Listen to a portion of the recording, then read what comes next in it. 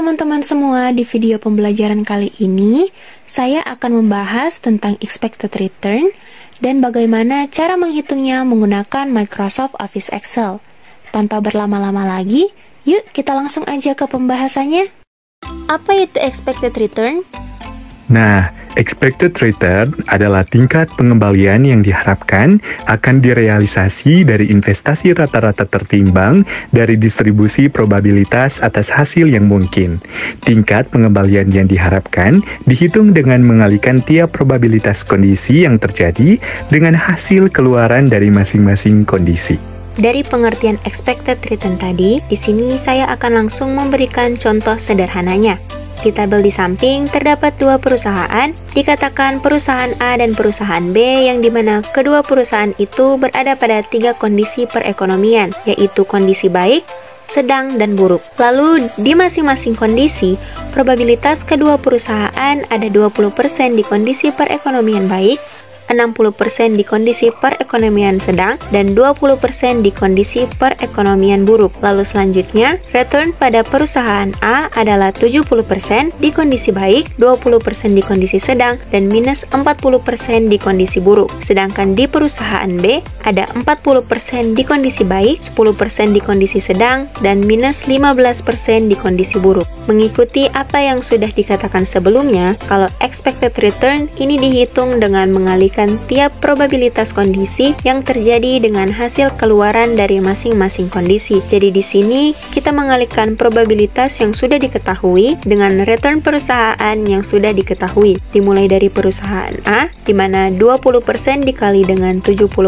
adalah 14% untuk kondisi baik. Lalu 60% dikalikan 20% sama dengan 12% di kondisi sedang, dan 20% dikali minus 40% sama dengan minus 8% untuk kondisi buruk. Kita lakukan hal yang sama, yaitu mengalihkan probabilitas dengan return yang sudah diketahui pada perusahaan B untuk mendapatkan expected return pada masing-masing kondisi perekonomiannya.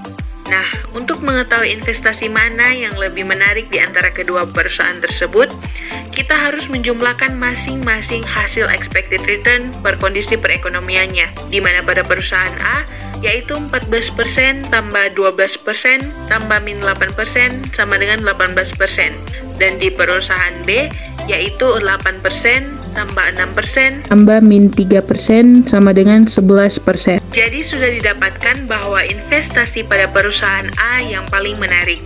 Namun, kita perlu ingat bahwa investasi yang dilakukan mempunyai unsur ketidakpastian, di mana investor hanya dapat mengharapkan tingkat keuntungan yang akan diperoleh. Ketidakpastian atau resiko investasi tersebut diukur dengan penyebaran nilai tingkat keuntungan di sekitar nilai tingkat keuntungan yang diharapkan.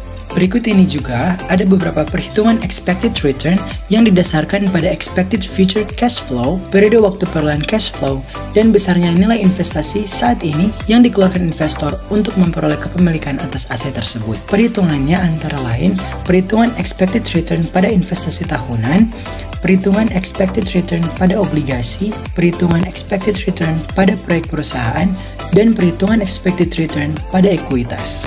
Kira-kira seperti itu untuk pembahasan secara garis besar mengenai expected return. Selanjutnya, kita akan mencari data saham perusahaan untuk kita hitung expected return-nya menggunakan Microsoft Office Excel.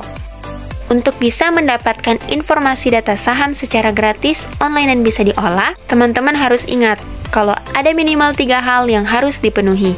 Yang pertama adalah akses internet dengan browser. Di sini saya menggunakan Google Chrome. Teman-teman juga bisa memakai seperti Mozilla Firefox atau Internet Explorer. Yang kedua adalah aplikasi Microsoft Excel yang kita pakai minimal versi 2007 ke atas.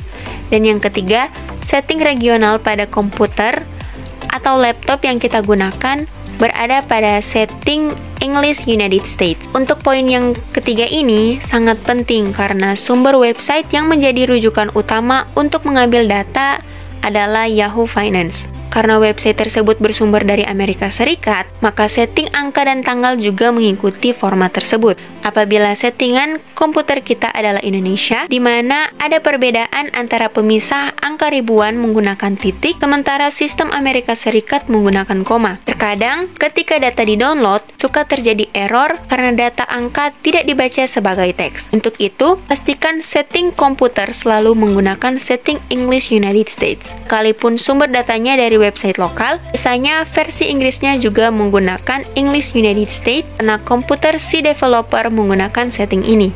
Nah, jika settingannya sudah benar, selanjutnya adalah kita membuka website Yahoo Finance, di mana di sini saya menggunakan Google Chrome untuk membuka website ini. Kita klik yang bagian atas. Nah, jika tampilannya sudah seperti ini, untuk mendapatkan informasi mengenai suatu saham di Yahoo Finance, kita cukup mengetikkan kode saham di menu search. Di sini saya akan mencari data dari saham perbankan, yaitu dari Bank BCA, di mana kode atau simbol sahamnya adalah BBCA.JK. Tapi, jika teman-teman kesulitan menghafal atau mengetahui kode saham yang ada, teman-teman cukup mengetikkan nama perusahaannya saja.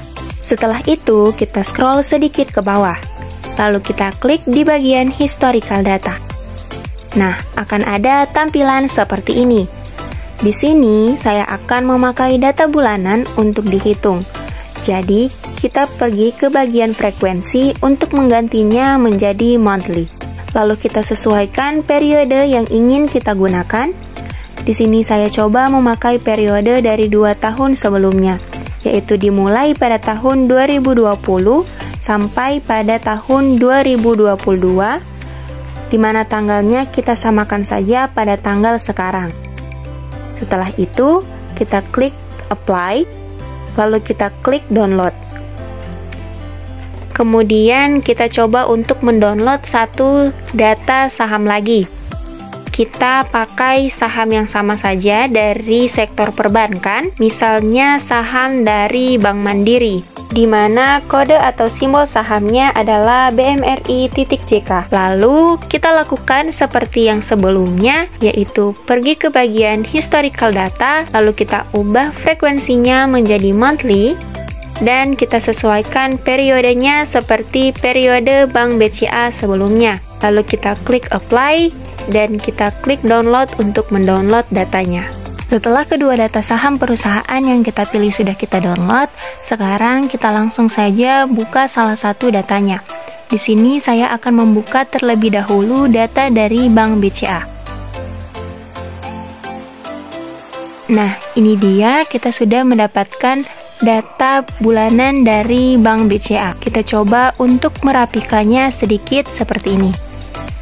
Baik, sekarang karena pengolahan data itu dilakukan pada data yang terdapat di file Excel seperti ini, maka kita perlu memahami maksud dari masing-masing kolom di atas, di mana date adalah tanggal atau format hari, bulan, dan tahun, open adalah harga pembukaan, high adalah harga tertinggi, low adalah harga terendah, close adalah harga penutup, adjusted close adalah harga penutupan yang disesuaikan dengan aksi korporasi seperti right issue, stock split, atau stock reverse, dan volume adalah volume transaksi biasanya dalam jumlah lembar. Dan untuk keperluan pengolahan data, di mana di sini kita akan mencari expected return, yang digunakan cukup date dan close atau harga penutupan saja.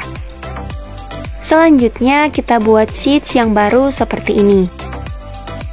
Nah, lalu kita kembali lagi ke data BBCA sebelumnya untuk kita copy date atau periodenya, dan juga kita akan mengcopy harga close atau harga penutupannya.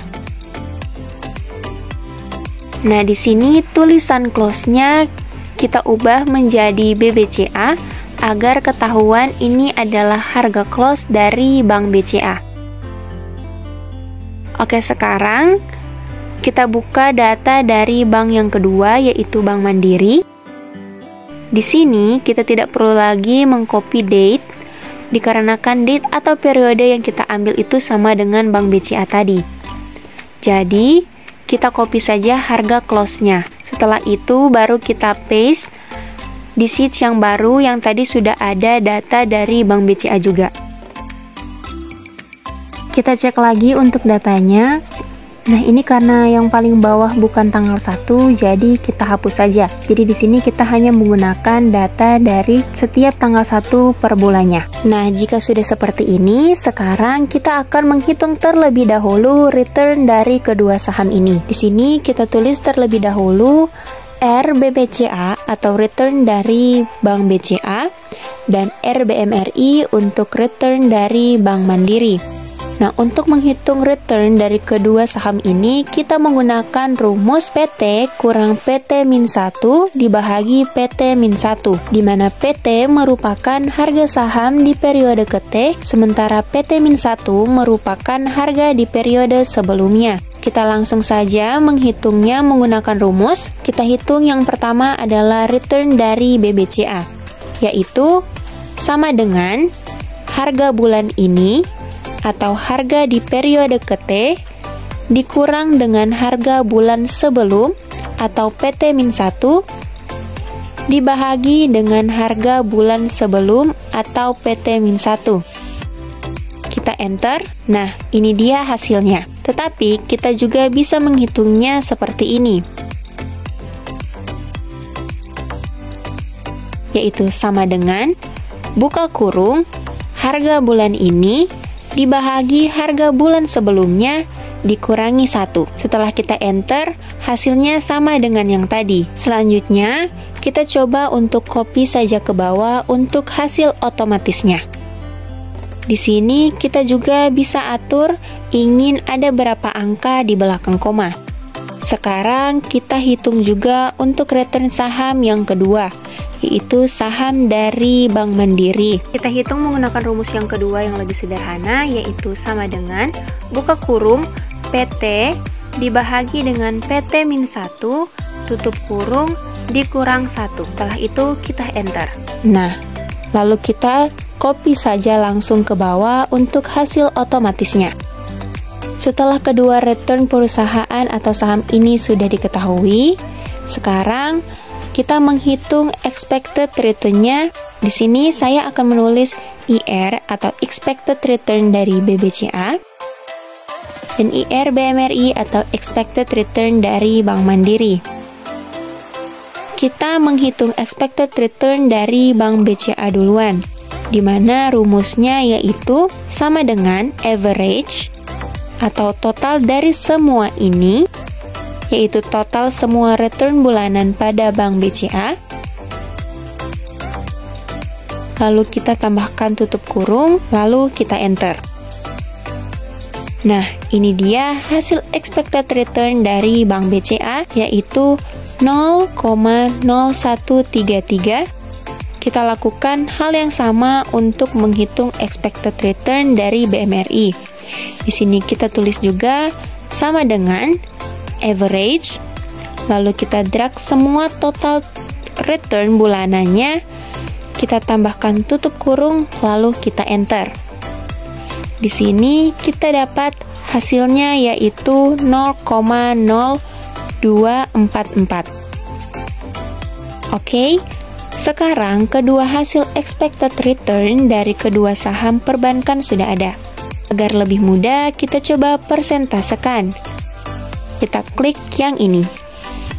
Nah, setelah dipersentasekan, hasil expected return dari Bank BCA dengan kode saham BBCA adalah 1%. Dan hasil expected return dari Bank Mandiri dengan kode saham BMRI adalah 2%. Dan dapat dilihat kalau expected return dari BMRI lebih tinggi 1% dari BBCA. Tapi teman-teman, kalian harus ingat kalau expected return itu tidak selalu terjadi ya, karena tidak ada yang dapat memastikan ataupun menjamin bahwa expected return itu akan selalu terjadi atau didapatkan oleh pihak yang mengharapkannya. Mengapa demikian? Karena dalam sebuah investasi atau bentuk pemilihan keputusan lainnya, terdapat dua hal kemungkinan yang terjadi, yaitu return didapat atau resiko yang ditanggung. Mungkin saja seorang investor selalu mendapatkan return yang diekspektasikannya dan tidak pula menutup kemungkinan ia juga akan merasakan resiko yang dihasilkan. Baiklah, dengan demikian video pembelajaran kali ini mengenai expected return. Semoga video ini dapat bermanfaat untuk teman-teman semua. Dan jangan lupa untuk like, comment, dan subscribe channel ini, serta menyalakan lonceng notifikasi agar teman-teman gak ketinggalan dengan video-video pembelajaran lainnya. See you on the next video guys, bye!